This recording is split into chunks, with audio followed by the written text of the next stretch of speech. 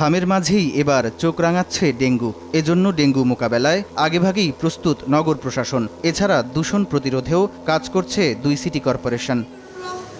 রাজধানীর ওয়ারীতে আয়োজিত এক সভায় ঢাকা দক্ষিণ সিটি কর্পোরেশনের প্রশাসক আব্দুস সালাম বলেন, দক্ষিণ সিটির অধিকাংশ বাড়িতেই মিলছে ডেঙ্গুর লার্ভা। এজন্য আগাম প্রস্তুতির অংশ হিসেবে পরিচ্ছন্নতা কার্যক্রমে জোর দেওয়ার আহ্বান তার।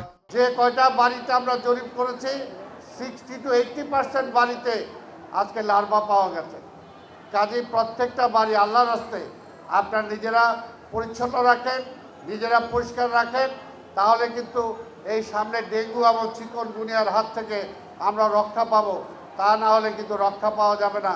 অন্যদিকে রাজধানীর গুলশানে বিশ্ব পরিবেশ দিবস উপলক্ষে শব্দদূষণ সচেতনতা নিয়ে সমাবেশের আয়োজন করে কয়েকটি সংগঠন। এতে অংশ নিয়ে ঢাকা উত্তর সিটি কর্পোরেশনের প্রশাসক মোহাম্মদ শফিকুল ইসলাম খান বলেন, দূষণ মোকাবেলায় সব অংশীজনকে নিয়ে কাজ করবে প্রশাসন।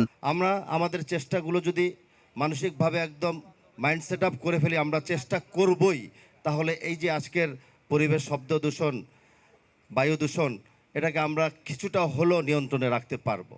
গুলশান এবং শাহজালাল আন্তর্জাতিক বিমানবন্দরে নীরব এলাকা হিসাবে ঘোষণা করা হয়েছে।